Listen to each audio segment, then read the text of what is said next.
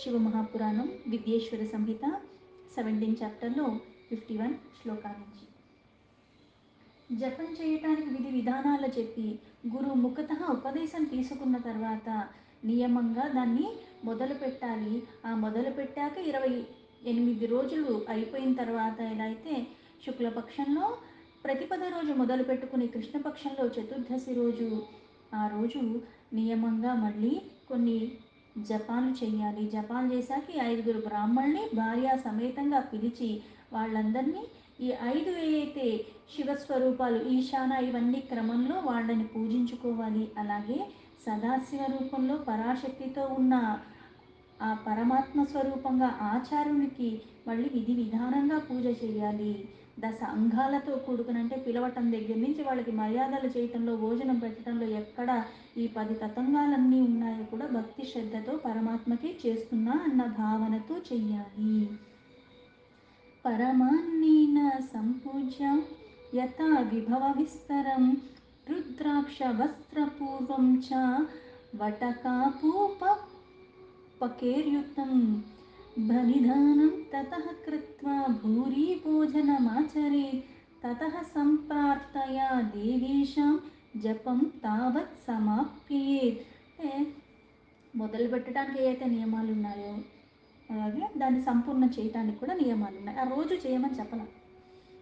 ఎందుకంటే రోజు మనకి చేయటానికి మనం అలా ఉండలేం కాబట్టి అందుకే నియమంగా కొన్ని మాసాల్లో కొన్ని రోజులు అన్నట్టుగా ఇలా చేసుకోవాలి అని చెప్పారు. అలాగే ఇది చేస్తున్నాను కదా అని నిత్యం ఎవరికైతే సేవ తల్లిదండ్రులకి కానీ నా గురువుకి కానీ ఎవరి ఆధీనంలో ఉండి నేను చేసుకుంటున్నాను ఈ సేవలు మాత్రం ఉల్లంఘించకూడదు. ఆ సేవలు చేస్తూనే ఈ జపాన్ని చేసుకోవాలి. ఇంత జపంలాగా ఇంతలాగా 5 లక్షల జపం చేయటానికి మనకు వీలు కాకపోతే ఇవన్నీ సేవలు చేస్తూ నేను నిత్యము 1000 సార్లు జపం చేసినా సరే సరిపోతుంది. ఇది సాధ్యం కాని వాళ్ళకి ఆ మార్గం చాలు. ఆ మార్గంలో తలములకలుగా ఉన్నప్పుడు అంత చేస్తే సరిపోతుంది. ఏది చేసినా భక్తి శ్రద్ధ అంతరంగికంగా బాహ్యంగా కూడా వికారరహితంగా నేను ఉండాలి. అందుకే ఆ బ్రాహ్మణుల్ని దశాంగ అన్నాలతో భక్తిపూర్వకంగా పూజించుకోవటం, ఆ గురు పత్నులకు కూడా పరాశక్తి రూపంలో అనుకుని వాళ్ళని కూడా పూజించాలి. ఈశానాది క్రమం ఏదైతే చెప్పారో ఈశాన తత్పురుష అఘోర వామదేవ సద్యోజాత ఈ క్రమంలో వాళ్ళని కూడా పూజించుకోవాలి. అలాగే వాళ్ళకి వస్త్రాలు ఇవ్వాలి, రుద్రాక్షలు ఇవ్వాలి. ఇవన్నీ ఇచ్చిన తర్వాత క్రమంగా వాళ్ళు అంత భక్తిపూర్వకంగా విస్తారంగా అవన్నీ చేసిన తర్వాత వాళ్ళకి మళ్ళీ సమర్పించేది ఎవరికి? పరమాత్మకి. అలా అర్పణ చేస్తున్నానన్న భావనతో ఇవ్వాలి. తర్వాత దిక్పాలకాది వీళ్ళందరికీ కూడా బలి ఇచ్చి ఆ బ్రాహ్మణులకు కూడా భోజనాలు షడ్రసోపేతమైన భోజనాలన్నీ కూడా పరమాత్మకే నివేదిస్తున్నానన్న భావనతో పెట్టాలి. పురుషశ్చరణమేవ కృత్వా మంత్రి భవేన్నరః పునశ్చ పంచలక్షేణ సర్వపాపక్షయో భవేత్. విధి విధానంగా ఏవైతే అన్ని రోజులు చెప్పారో 29 రోజులు అయిపోయిన తర్వాత అదంతా అయిపోయింది. చివరి రోజున ఇలా బ్రాహ్మణుల్ని 5గురిని పిలవటం, భార్య సమేతంగా పిలవటం, ఆచార్యుని ఒకడికి అన్ని దానాలు ఇవన్నీ చేసిన తర్వాత ఆ దేవేశ్వరైన పరమేశ్వరుని ప్రార్థన చేసి అప్పుడు మన జపం అన్నది సంపూర్ణమైపోయింది. అయితే 5 లక్షలు చేసావు అప్పటికి. దాని తర్వాత పురశ్చరణ కూడా అయిపోయింది. దాని తర్వాత నీకు మంత్రసిద్ధి లభిస్తుంది. అంటే ఇది సంపూర్ణం అయిపోయింది. అయితే ఇది కాకుండా ఇంకొక 5 లక్షలు చేసావు అంటే ఒక్కసారి చేసావు 5 లక్షలు అయిపోయింది. తతంగం అంతా చెప్పారు. ఇదే తతంగాన్ని మళ్ళీ ఇంకొకసారి నువ్వు చేసి మళ్ళీ 5 లక్షల సార్లు కనుక నువ్వు మళ్ళీ ఆ జపం అన్ని రోజులు నియమంగా పెట్టి చేస్తే సర్వ పాపాలు అన్నవి క్షీణించుకుపోతాయి. అతలాది సమారభ్య సత్యలోకావధిక్రమాత్ పంచలక్ష జపాత్తల్లోకేశ్వర్యమవాప్నుయాత్. అంటే జపం చేయటం అన్నది నియమంగా ఇలా మళ్ళీ చేసుకుంటూ పోతూ ఉంటే మంత్రం సిద్ధిస్తుంది. ఇలా 5 లక్షలు చేసిన తర్వాత సిద్ధి పొందిన తర్వాత మళ్ళీ 5 లక్షలు చేస్తే సమస్త పాపాలు తొలగిపోతాయి. దాని తర్వాత మళ్ళీ 5 లక్షల జపం చేస్తే ఏవైతే మనకి 14 లోకాలతో కూడుకుని ఉన్నదో పాతాళం దగ్గర నుంచి సత్యలోకం ఈ 14 భువనాల మీదుగా క్రమక్రమంగా మనకి అధికారాన్ని పొందుతూ ఉంటాము.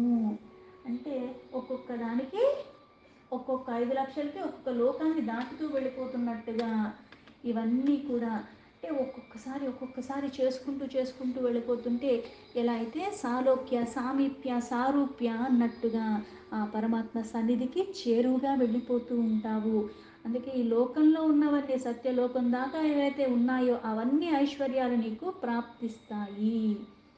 మధ్యే మృతశ్చేద్భోగాంతే భూమౌ తజ్జాపకో భవేత్ పునశ్చ పంచలక్షేణ బ్రహ్మ సామీప్యమాప్నుయాత్. ఈ 14 లోకాలు ఇవన్నీ కూడా బ్రహ్మలోకాలు. ఇవన్నీ అయిపోయిన తర్వాత మళ్ళీ ఇంకో 5 లక్షలు ఎవరైతే చేస్తున్నారో మళ్ళీ ఎలా చేస్తున్నారు? అనుష్ఠాన పూర్వకంగా. అంటే కొన్ని నియమాలు ఉన్నాయి. ఆ నియమాలన్నీ పాటిస్తూ భక్తి శ్రద్ధలతో ఆ సాధకుడు ఇలా అనుష్ఠానం చేద్దాం అనుకుని ఆ మధ్యలోనే కనుక కాలం చేస్తే మరణిస్తే గనక అతడు పరలోకమందు మళ్ళీ ఉత్తమ భోగాలు అనుభవించి మళ్ళీ భూమి మీదనే జన్మిస్తాడు. ఈ పంచాక్షర మంత్రం చేత జప అనుష్ఠానం మళ్ళీ చేస్తాడు. కొన్ని మనకి భగవద్గీతలు కూడా చెప్పినట్టుగా నా జీవితం అంతా కూడా నేను దుర్గుణాలతో దుష్ట ప్రవర్తనతోనే గడిపేశాను. సమయం ఆసన్నమైనప్పుడు ఆ సమయంలో నాకేదో భక్తి పుట్టి ఆ పరమాత్మను సేవించుకోవాలా, ధ్యానించుకోవాలా, సేవ చేసుకోవాలన్న భావనతో నేను మరలటానికి ప్రయత్నం చేశాను. ఏదైతే సాధన చేసి శరీరాన్ని విడిచిపెట్టేశానో దానికి కారణంగా ఏమవుతుందంటే ఇంకో మరుజన్మ అంటూ మళ్ళీ మనిషిలాగా నేను పుడితే ఆ పూర్వజన్మ యొక్క సాధనకి తగ్గట్టుగా నాకు కాలానుగుణంగా మళ్ళీ ఆ పరమాత్మ మీద భక్తి కుదురుకుంటుంది. ఎక్కడ సాధన వదిలేసానో అక్కడి నుంచి పట్టుకుంటాను, ఇంకా స్థిరంగా పట్టుకుంటూ ఉంటాను. అందుకే ఇక్కడ ఆ జప అనుష్ఠానాన్ని మళ్ళీ చేస్తాడు. పునశ్చ పంచలక్షేణ సారూప్యేర్ ఐశ్వర్యమాప్నుయాత్ ఆహత్యం శతలక్షేణ సాక్షాత్ బ్రహ్మ సమోభవేత్. ఇలా 5 లక్షలు చేస్తే ఏమవుతుంది? మంత్రసిద్ధి పొందుతున్నావు ప్రతిసారి. మళ్ళీ 5 లక్షలు చేస్తే ఆ బ్రహ్మ సాన్నిధ్యాన్ని పొందుతున్నావు. మళ్ళీ దాని తర్వాత 5 లక్షల జపం చేస్తే ఆ సారూప్యాన్ని పొందుతున్నావు. అటువంటి ఐశ్వర్యం అన్నది నీకు లభిస్తుంది. కార్యబ్రహ్మణ ఏవం హి సాయుజ్యం ప్రతిపద్యవై యతేష్టం భోగమప్నీతి తథా బ్రహ్మ ప్రళయావధి. అలాగే 100 లక్షల జపం చేసిన అటువంటి వాడు సాక్షాత్ బ్రహ్మతో సమానమవుతాడు. ఈ విధంగా ఆ కార్య బ్రహ్మ అంటే హిరణ్య గర్భుడి యొక్క సాయుధ్యాన్ని ఇంతకుముందు క్రమేణా చేసుకుంటూ వెళ్ళిపోతే ఆ బ్రహ్మ యొక్క సామీప్యాన్ని పొందుతాం. ఇప్పుడేం పొందుతున్నావు? ఆ సాయుధ్యాన్ని అంటే అక్కడి నుంచి విడవకుండా ఉన్నట్టుగా ఆ సన్నిధిలోనే ఉంటూ ఉంటావు. ఆ లోకానికి చేరటం ఒక ఎత్తు, ఆ సన్నిధిలో ఉండటం ఎప్పుడూ ఉండగలగటం కూడా ఒక ఎత్తు. అందుకే జపం చేసే కొద్ది ప్రక్షాళన ఏ రీతిగా అయిపోతుందంటే అంత ఉన్నతమైన స్థితికి నువ్వు వెళ్ళిపోతావు. ఆ సాక్షాత్ బ్రహ్మ అంటే ఇలా ఒక 1,00,000 సార్లు అయిపోయిన తర్వాత ఈ లక్షలు ఎన్ని? మళ్ళీ 100 లక్షలు. అంటే 5 లక్షలు 5 లక్షలు 5 లక్షలు విధి విధానంతో చేసుకుంటూ వెళ్ళిపోతున్నాం. ఇలా 100 లక్షలు అయిపోయిన తర్వాత సాక్షాత్ బ్రహ్మతో సమానంగా అయిపోతావు. అందుకే హిరణ్య గర్భ ఆ సాయుధ్యాన్ని పొందుతున్నావు అని చెప్పాడు. అలాగే బ్రహ్మ ఏదైతే ప్రళయం అయ్యేంత వరకు అలా ఉంటాడో అప్పుడు దాకా యథేష్టగా అక్కడ నువ్వు ఉండొచ్చు. పునః కల్పాంతరే వృత్తే బ్రహ్మపుత్రః సాజాయతే పునశ్చ తపసా దీప్తః క్రమాన్ముక్తో భవిష్యతి. అలాగే మళ్ళీ ఇంకో కల్పం ఆరంభమైనప్పుడు మళ్ళీ బ్రహ్మ ఒక్క పుత్రుడిగా జన్మ తీసుకుంటావు. మళ్ళీ ఆ పుత్రుడిగా తీసుకుని మళ్ళీ తపస్సు చేసి మళ్ళీ దివ్య తేజస్సు అన్న ప్రకాశాన్ని నువ్వు పొందుతావు. ఇలా క్రమంగా ముక్తి లభిస్తుంది. పృథివ్యాది కార్యా భూతేభ్యో లోకా వై నిర్మితాః క్రమాత్ పాతాళాది చ సత్యాంతం బ్రహ్మలోకశ్చతుర్దశ. ఇలా క్రమంగా ముక్తి లభిస్తూ భూమి మీద కూడా కార్యస్వరూపమైన భూతలం ద్వారా పాతాళం నుంచి సత్యలోకం వరకు బ్రహ్మ ఒక 14 క్రమం ఏదైతే చెప్పారో సత్యలోకం నుంచి పై క్షమాలోకం వరకు అంటే 14 లోకాలు ఉన్నాయి. మనకి తెలిసినవి ఏంటి? 14 లోకాలే. ఏవైతే పాతాళ, మహాతల, తలాతల, రసాతల, సూతల, వితల, అతల, తర్వాత భువర్, సువర్, మహస్త, జన, తప, సత్య, ఈ 14 లోకాలు. అయితే ఇక్కడ భూమి పైన 7 ఉన్నాయి, అలాగే భూమి కింద 7 ఉన్నాయి. ఈ మొత్తం కలుపుకొని 14 లోకాలు. ఈ 14 లోకాలు ఏవైతే ఉన్నాయో నువ్వు క్రమేణా చేసుకుంటూ ఈ జపం చేసుకుంటూ వెళ్ళిపోతుంటే ఏమవుతున్నాయి, ఇక్కడ భూతలంలో పాతాళం నుంచి సత్యలోకం వరకు బ్రహ్మ యొక్క 14 లోకాలు క్రమం. అవన్నీ 14 లోకాలు. కార్యస్వరూపం, ఇవన్నీ బ్రహ్మ ఒక్క లోకాలు. బ్రహ్మ తర్వాత విష్ణు, విష్ణు తర్వాత మళ్ళీ ఆ పరమేశ్వరుడు, మళ్ళీ ఆయనకి వేరే లోకాలు, ఆయనకి వేరే లోకాలు. ఇది ఒక పెద్ద మహాలోకం అని ఎందుకు అంటారు? మహర్లోకం అంటే ఏంటి? లోకాతీతుడైన పరమాత్మ, అంతటా అన్నిటా ఎప్పుడూ ఉంటున్న పరమాత్మ. దేనికి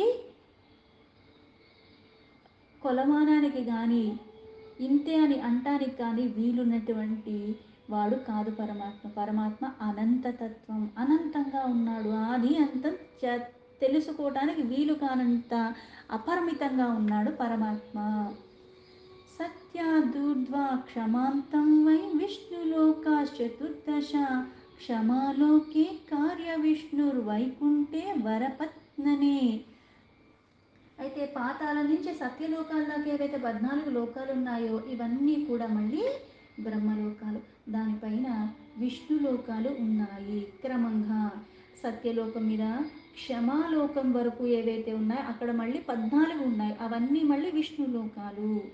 ఈ క్షమాలోకంలో శ్రేష్టమైన వైకుంఠంలో మహాభోగి అయిన, అక్కడ భోగప్రదాత అయిన కార్య విష్ణు, ఆయన లక్ష్మీ సహితంగా అక్కడ ఉంటూ విరాజమానంగా ఉంటున్నాడు. అందరి రక్ష, అందరి పోషణ ఆయన చూసుకుంటున్నాడు. కార్యలక్ష్మయ మహాభోగి రక్షాం కృత్వా దధిష్ఠితై తదూర్వగాశ్చ శుచ్యాంతా లోకాష్ట వింశతిః స్థితాః శుచౌ లోకే తు కైలాసే రుద్రో వై భూత అస్థితః షడుత్తారశ్చ పంచాశత్ హింసాంతస్తద్ ఊర్ధ్వగాః. బ్రహ్మలోకాల తర్వాత విష్ణులోకాలు 14. అయితే ఈ విష్ణులోకాలు ఏవైతే క్షమాలోకం వరకు ఉంటుందని చెప్పారో, ఇక్కడ లోకంలో విరాజమానంగా ఉండి అందరి కార్యాలు చూస్తున్నవాడు, లక్ష్మీ సహితంగా ఉన్నవాడు. క్షమాలోకం పైన శుచీలోకం వరకు, ఆ అంతం వరకు మళ్ళీ అక్కడ 28 ఉన్నాయి లోకాలు. శుచీలోకానికి అంతర్గతంగా కైలాసము ఉంది. సకల ప్రాణులకు సంహారం చేసే ఆ రుద్రుడు విరాజమానంగా కైలాసంలో ఉంటున్నాడు. శుచీలోకానికి పైన అహింసాలోక వరకు ఉన్నాయి. అక్కడ మళ్ళీ అహింసా లోకమాస్తాయ జ్ఞాన కైలాసకే పురే కార్యేశ్వర స్థితోర భావం కార్యేశ్వరాస్తి తిరోభావం సర్వాన్ కృత్వా తిష్టతి. శుచిలోకానికి పైన అహింసా లోకం వరకు కూడా 56 భువనాలు ఉన్నాయి. ఆ 56 లోకాల్లో అహింసా లోకము ఆశ్రయించుకుని జ్ఞాన కైలాసమన్న పేరు గల నగరము శోభాయమానంగా ఉన్నది. దానికి కార్యభూత మహేశ్వరుడు అందరినీ అదృశ్యం చేస్తున్నాడు, లయం చేసేస్తున్నాడు. అప్పుడు దాకా ఉన్నావు, తర్వాత నువ్వు ఉండట్లేదు. తదాంతే కాలచక్రం హి కాలాతీతస్తతః పరం శివేనాధిష్ఠితస్తత్ర కాలశ్చక్రేశ్వరాఖ్యయః మాహిషం ధర్మమాస్తాయ సర్వాన్ కాలేన యుజ్యతి. ఇక్కడ అహింసా లోకాన్ని ఆశ్రయించుకుని జ్ఞాన కైలాసం అన్నది ఆయన శోభాయమానంగా ఉన్నాడు ఆ నగరంలో. అయితే ఈ కార్యభూత అయిన ఆ మహేశ్వరుడు అక్కడ అందరినీ అదృశ్యం చేసేస్తారు. అందులో అందరూ లయమైపోతున్నారు.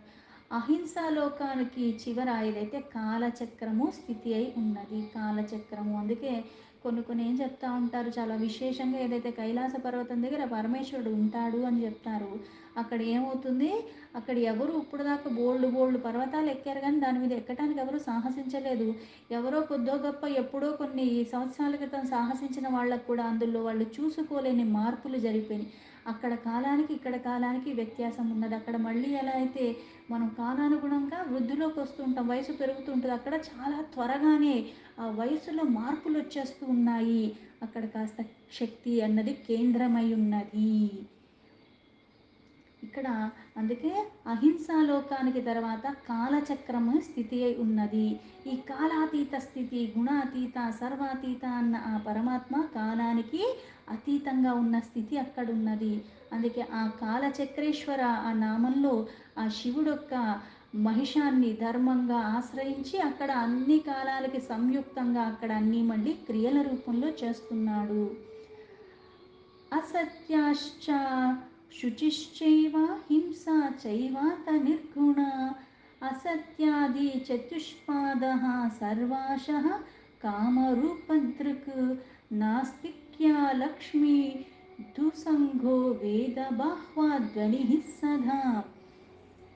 ఇక్కడ కాలాతీతమైన పరమాత్మ ఆ మహిషం మీద కూర్చుని ఉన్నాడు. ఆ మహిషానికి ఏమున్నాయి? 4 పాదాలు ఉన్నాయి. అయితే 4 పాదాలతో ఉన్నదానికి ఒక్కొక్క పాదం ఒక్కొక్క దానికి ప్రతీక. ఒకటి అసత్యానికి, ఒకటి అశుచికి, ఒకటి హింసకి, ఒకటి నిర్దయతకి. అంటే అబద్ధాలే, శుచి ఎక్కడా ఉండదు, ఎక్కడ చూసిన హింసించుకోవటమే, దయ అన్నది లేకుండా పోతూ ఉంది. ఈ ఇవన్నీ కూడా 4 పాదాలుగా కామరూప, కామ అంటే కోరిక, కామరూప ధారణ చేసిన ఆ పరమేశ్వరుడు యొక్క అంశ. ఇవన్నీ పరమాత్మ అని చెప్తున్నాడు. ఏంటి అంటే ఇప్పుడు సర్వవ్యాపి అయిన పరమాత్మ మాయను కూడా తన ఆధీనంలో పెట్టుకుని దానికి మళ్ళీ తను ఒక కార్యాన్ని చెప్పగలిగిన వాడు. అన్నీ తన ఆధీనంలో ఉన్నాయి పరమాత్మకి. ఇక్కడ పరమాత్మ అంటేనే శుద్ధ స్వరూపము, కాలాతీత, గుణాతీత, అన్నిటికీ అతీతంగానే ఉన్న ఆ పరమాత్మ, కానీ అన్నిటికీ ఆధారమైన ఆ పరమాత్మ, అన్నిటిలో ఉన్నది ఆ పరమాత్మే. సత్యాన్ని ధర్మాన్ని విడవకుండా, పరమాత్మ నామాన్ని విడవకుండా ఉన్నవాడు ఏమవుతున్నాడు? శుద్ధిదవుతున్నాడు. అయితే కొన్ని కారణాల చేత మనకి ఎందుకు అజ్ఞానం వస్తుంది అంటే అసత్యము, అశుచి, హింస, నిర్దయ, దాలి, జయ, ఇది దయ అన్నది ఎక్కడా ఉండట్లేదు, మనకి జాలి అన్నది లేదు. ఇవందుకే కామరూపధారణగా ఉన్న పరమేశ్వరుడు అంశాన్ని ఎందుకు చెప్తుంది? ఇక్కడ ఆ అంశ అన్నది సర్వము ఉన్నాడు పరమాత్మ. ఆయన నువ్వు పట్టుకోవాల్సిన విధానంగా పట్టుకున్నప్పుడు వీటినన్నిటినీ జయించగలవు. ఇంద్రియాలందరికీ ఇచ్చాడు, దాన్ని వశం చేసుకుని ధర్మ మార్గంలో నడిచినవాడు ఎలా అయితే భోగాలకు అతీతంగా ఉంటున్నాడు, వాడు వృద్ధిలోకి వస్తున్నాడు, సిద్ధి పొందుతున్నాడు. కానీ ఈ భోగాలమయంగా ఉండిపోతూ వాటికి వ్యామోహాలకి లోబడిపోయినప్పుడు ఏమవుతున్నాడు? వ్యసన పాలైపోతున్నాడు, దుర్గతి పాలైపోతున్నాడు. ఈ 4 పాదాలుగా కలిగిన దాని మీద ఆసీనుడై ఉన్నాడు ఆ పరమేశ్వరుడు. ఇక్కడ నాస్తికులు ఏం చేస్తారు? దుస్సంగత్వం, అలాగే వేదాలలో చెప్పనివన్నీ కూడా చేయడానికి పూనుకుంటూ ఉంటారు, నాస్తికత్వంగా ఉంటారు. అంటే ఆ పరమ సత్యాన్ని గ్రహించడానికి కానీ అర్థం చేసుకునే ప్రయత్నం కూడా చేయకుండా ఏదీ లేదు అన్నట్టుగా ఇట్లాంటి వాదన తర్కిస్తూ ఉంటారు. క్రోధసంగః కృష్ణవర్ణో మహామహిషవేషవాన్ తావన్మహేశ్వరः ప్రోక్తస్తిరోధారస్తావదేవ హి తావద్వాక్యాం కర్మభోగో హి తద్రుద్ధ్వా జ్ఞానభోగకం తథా వాక్యార్ కర్మమాయ హి జ్ఞానమాయాత ఊర్ధ్వకం. ఎలా అయితే కర్మ మళ్ళీ కర్మభోగ, జ్ఞానభోగ, కర్మమాయ, జ్ఞానమాయ, మాయే ఎలా అయితే మనకి కర్మానుసారంగా మనకి ప్రతిఫలం లభిస్తుంది అంట. అయితే ఆ కర్మను మళ్ళీ నువ్వు ఆచరించే విధానం బట్టి, నీ భావన బట్టి, ఒకటే క్రతువు చేస్తున్నాను, ఈ శరీరంతో చేస్తున్నాను, కాకపోతే మానసికంగా ఎలా అనుకుని చేస్తున్నాను. ఒకటే క్రతువు చేసినప్పుడు కూడా 3 రకాలుగా నాకు అక్కడ పడిపోతుంది అకౌంట్లో. మానసికంగా చేస్తున్నాను, వాచికంగా చేస్తున్నాను, శారీరకంగా చేస్తున్నాను, 3 రకాలుగా అక్కడ నాకు ఒకటే క్రతువు కాకపోతే నేను చేసేది మంచి అవ్వచ్చు, చెడు అవ్వచ్చు, దేనైనా సరే ఫలితం నాకు 3 రెట్లు వస్తుంది. ఎందుకు? మానసికంగా చేస్తున్నాను, వాచికంగా చేస్తున్నాను, శారీరకంగా చేస్తున్నాను. అయితే ఇక్కడ క్రోధ సంఘం అంటే సత్సంగత్వం అంట. అంటే సత్యానికి ధర్మానికి ప్రతీకగా ఏవైతే ఆచరించమని చెప్పారో అవి మళ్ళీ ధర్మబద్ధంగా ఆచరించటానికి. దానికి వ్యతిరేకంగా క్రోధక సంఘం అంటే నాకున్నది సరిపోకుండా ఇట్లాంటి విచక్షణ చంచలత్వం ఎక్కువగా ఉన్నవాళ్ళ సాంగత్యం నేను చేస్తూ ఉన్నాను. దుస్సంగత్వం దుర్గుణాలు ఎక్కువగా ఉన్న వాళ్ళతోనే నేను తిరుగుతూ ఉన్నాను. అలాగే ఏవైతే ఆచారాలు విధులు విధానాలుగా చెప్పి దాన్ని నువ్వు చెయ్యటం ద్వారా ఉద్ధరింపబడతామని చెప్పారు. దానికి వ్యతిరేకంగా చేసే వాళ్ళకి అటువంటి మాటలు అటువంటి చేతలే నేను చేస్తూ ఉన్నాను. ఇలా ఇక్కడ మళ్ళీ ఆ మహిష ఎలా ఉంది? నల్లగా ఉన్నది. అంటే జ్ఞానమయం లేకుండా అజ్ఞానమయానికి ప్రతీకగా ఉన్నది. జ్ఞానం లేని చోట, వెలుగు లేని చోట చీకట్లు అన్నవి ఎలా ఉంటాయి? కారు చీకట్లు, రాత్రివేళ ఇంకా ఎంత భయంకరంగా అనిపిస్తుంది ఆ రూపంలో ఉన్నది. అందుకే ఈ లోకాలన్నీ మళ్ళీ ఎలా ఉన్నాయి? తిరోధాన లయం అయిపోతూ ఉన్నాయి. అంటే ఈ మహేశ్వరు దగ్గర ఏమవుతున్నాయి? ఇన్ని లోకాలు 14 లోకాలు ఇక్కడ బ్రహ్మకని చెప్పారు. దాని తర్వాత 28 లోకాలు, దాని తర్వాత 56 లోకాలు సదాశివకని చెప్పారు. అన్ని తర్వాత కాలచక్రం ఉన్నది.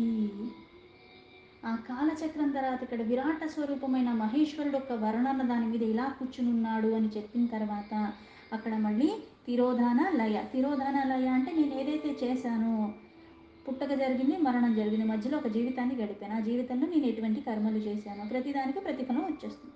ఇక్కడ తిరోధాన అంటే నేను చేసిన దానికి ప్రతిఫలంగా నాకు పాపం వచ్చిందో పుణ్యం వచ్చిందో వచ్చేసింది ఆ భాగంలో. మళ్ళీ తర్వాత కాలానుగుణంగా మళ్ళీ అది నేను అనుభవించిన తర్వాత మళ్ళీ లయమైపోతున్నాను. అంటే లయమైపోయేది ఎలా అయిపోతున్నావు? ఆ పాపాలు పుణ్యాల కారణంగా నాకు ఎలాంటిది లభించాలో అలాంటిది లభించేస్తుంది. తిరోధాన అన్నది లయం తర్వాత వస్తుంది, నేను గతించకపోయాక. అలాగే ఇవన్నిటికీ కాలం ఏంటి అంటే దీనికి కింద ఉన్నవేంటి? కర్మాలు. ఆ కర్మల ద్వారా భోగప్రాయమైన జీవితాన్ని గడుపుతున్నాను అజ్ఞానంతో, లేకపోతే జ్ఞానమయంగా గడుపుతున్నాను. జ్ఞానభోగానికి కర్మభోగానికి తేడా ఉంది. ఈ శరీరాన్ని సుఖపెట్టడానికి నేను ఆలోచిస్తూ ఉంటాను, వ్యర్థమైన వాటికి ప్రాకులాడుతూ ఉంటాను. కర్మభోగి. జ్ఞానభోగి అన్నప్పుడు ఏమవుతుంది? ఇదే శరీరం వాళ్ళకు కూడా ఉంది, కాకపోతే నిష్కామ భావంతో పరమాత్మకి సమర్పణ భావంతో ఆ తెలుసుకోవాల్సిన పరమాత్మ తత్వాన్ని నిత్యము నిరంతరము తెలుసుకునే ప్రయత్నంలోనే ఉంటారు. అందుకే జ్ఞానభోగ అంటారు. ఆ జ్ఞానాన్ని ఇంకా రసాన్ని గ్రొల్లాలన్న ఆతృతతో ఉంటారు. కర్మభోగులకి కర్మమాయ, జ్ఞానభోగులకి జ్ఞానమాయ. మాయాతీతమైన పరమాత్మ ఆధీనంలోనే మాయ ఉంది, కాకపోతే ఇది మాయ అది మాయ. రెండు నువ్వు ఎప్పుడైతే దాటగలవు, మాయని భేదం చెయ్యగలిగితేనే ఆ పరమపదానికి చేరుకుంటావు. ఈ మాయా మోహానికి అతీతంగా ఉన్న పరమాత్మ సన్నిధికి చేరాలంటే వీటినన్నిటినీ నువ్వు జయించాలి. కర్మమాయ కర్మభోగ, జ్ఞానమాయ జ్ఞానభోగ. ఇవన్నిటినీ నువ్వు ఎప్పుడైతే దాటుతావో, అందుకే ఇక్కడ కర్మ అనుగుణంగా తిరోధాన లయం అయితే ఎక్కడ అయిపోతుందో దానికి కింద ఏమున్నాయి? కర్మభోగములు ఉన్నాయి. అలాగే జ్ఞానభోగాలు ఉన్నాయి. కర్మభోగాలకి కారణం కర్మమాయ, జ్ఞానభోగాలకి కారణము జ్ఞానమాయ. దీంతో శివమహాపురాణం విద్యేశ్వర సంహితలో 17 చాప్టర్లో 68 శ్లోక సంపూర్ణం.